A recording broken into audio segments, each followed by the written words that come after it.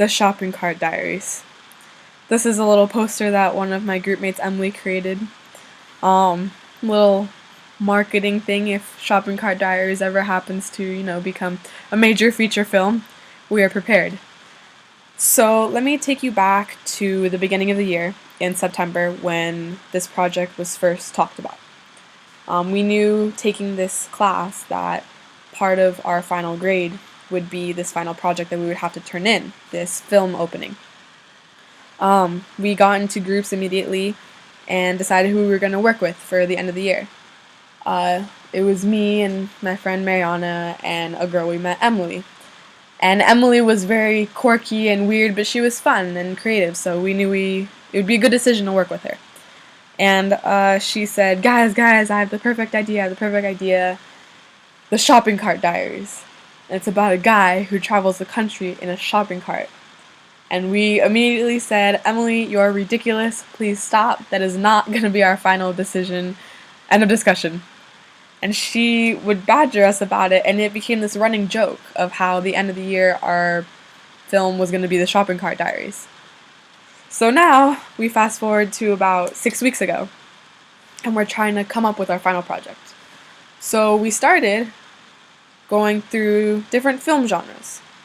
What first attracted us was, the idea of suspense or horror thriller, as we thought it would, catch an audience's attention the greatest.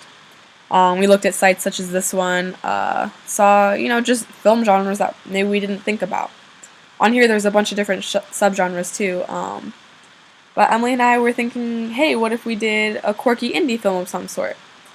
And there was, a little back and forth as to exactly which type of film we wanted to do, but learning that most of our classmates wanted to do suspense or horror, we finally all became on board of the indie film type genre. So before we looked at anything else, we thought which film openings had the biggest impact on us that we've ever seen. Me not actually seeing that many movies in my life, I couldn't help but Google best film openings of all time and came across these two sites. This one, which showed many different film openings displayed here, and this one with a similar title but different openings.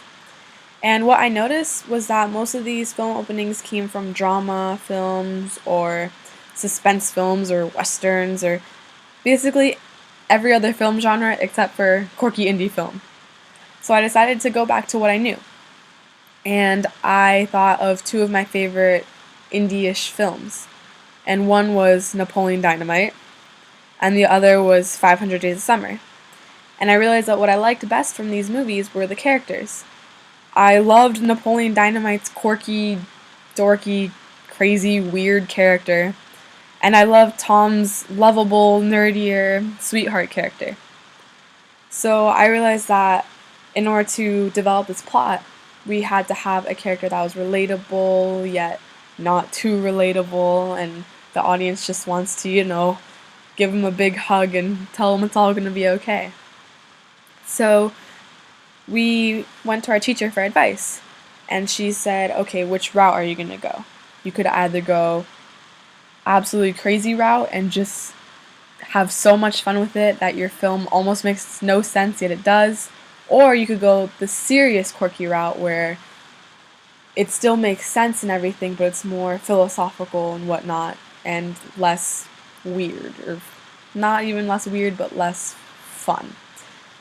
And so the two spectrums of these types of movies were represented by Rubber and Frank.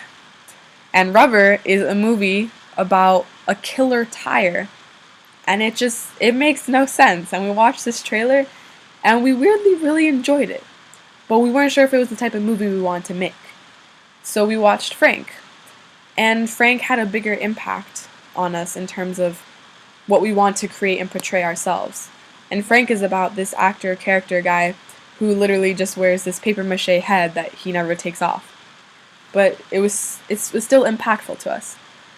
And so when we were going through sites that showed short films, we came across Four Eyes.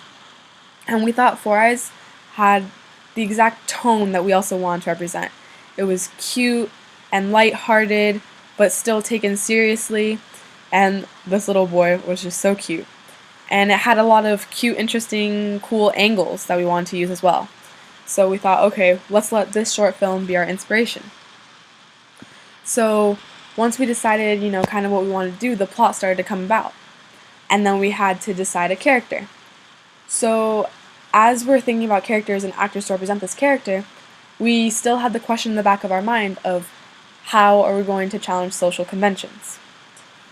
We decided to go home and think about it, and I came home that day, like any other school day, and sat next to my mom, and she was watching a show on TV called Fresh Off the Boat, about an Asian American family, living here, and just their quirks and quips.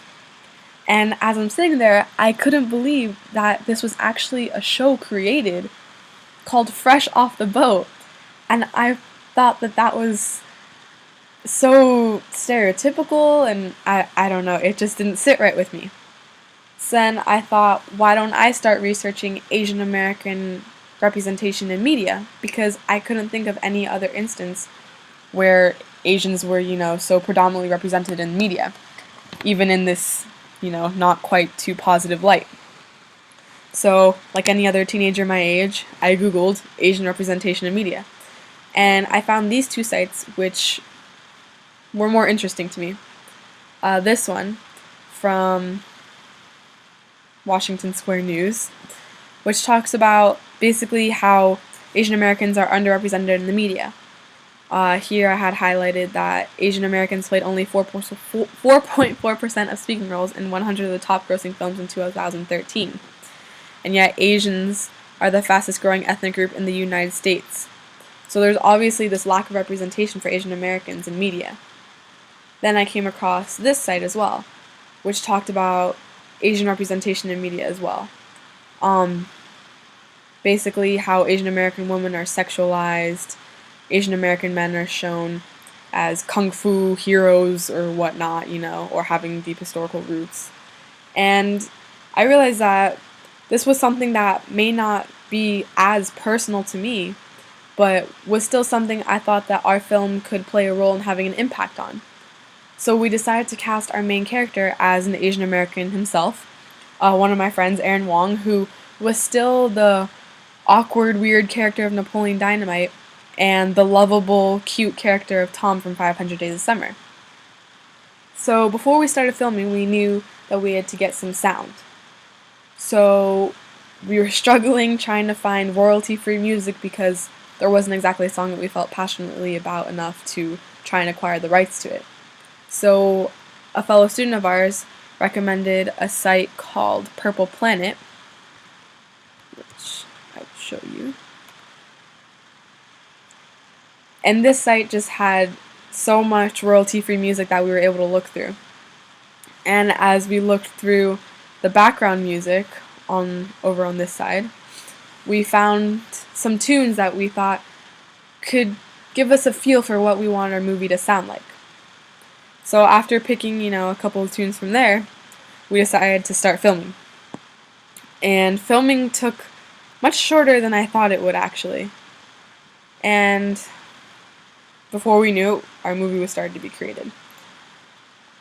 Our teacher always taught us to get multiple shots of the same scene, so there was a lot of footage to go through.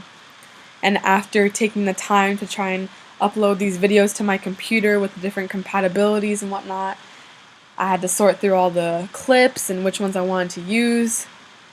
And finally, they began to be uploaded to iMovie.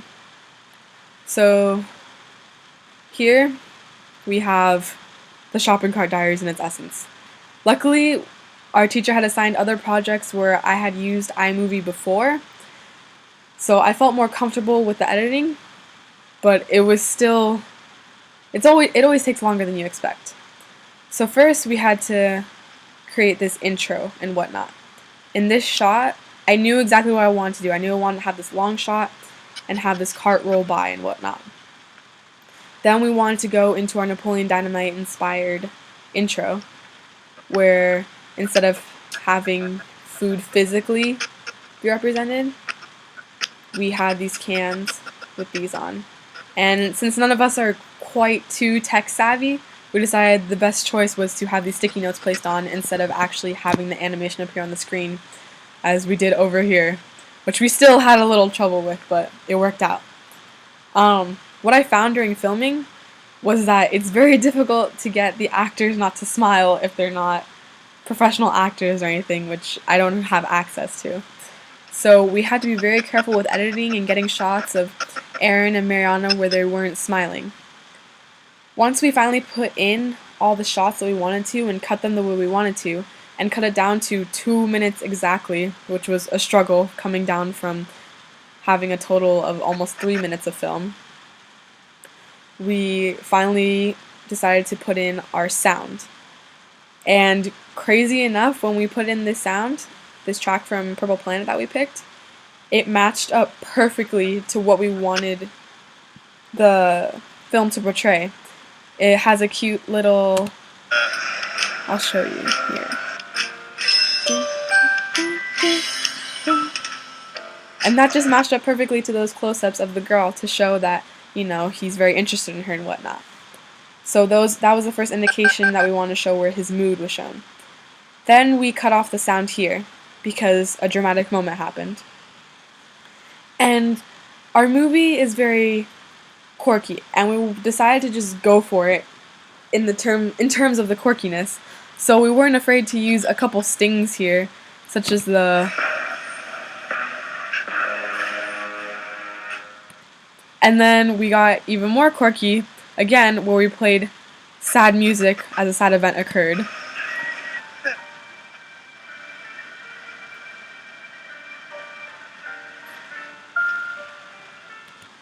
And as we go into here, we had to try and make a smoothish transition to another soundtrack here.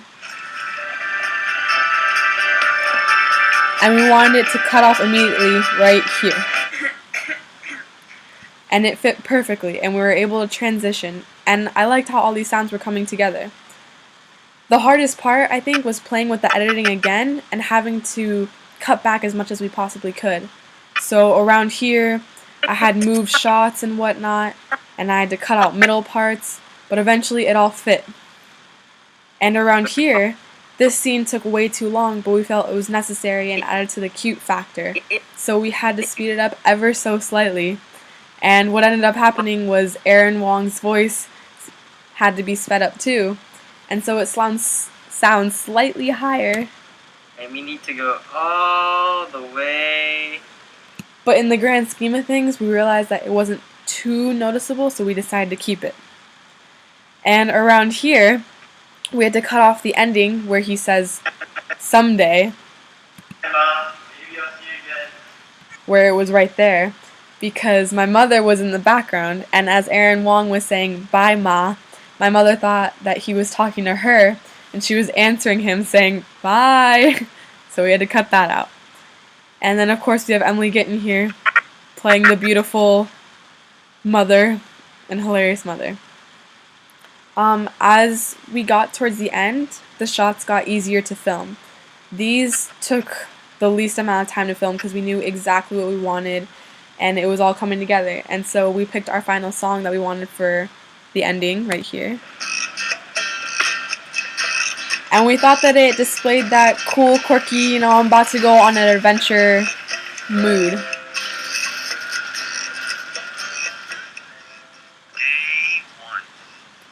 And when we knew we wanted Aaron Wong to do a voiceover of day one. But as we were editing and we were, you know, running out of time because it was taking longer than expected, we realized that we needed Aaron Wong to do this voiceover, but he wasn't available. So we had to have him send me a voice note, and it was difficult to get it to download to my computer, so we had to record the voice note. But eventually, it all worked out, and we finished with exactly 2 minutes because we knew that every second was precious. And I was able to export the whole film and upload it on YouTube. And we're very proud of it, and we hope to maybe make the whole movie one day because we had so much fun filming it and whatnot. So that's the end of our project. I hope that you enjoy it and that you laugh as much as we did while making it when you watch it. And Hopefully one day you'll see the shopping cart diaries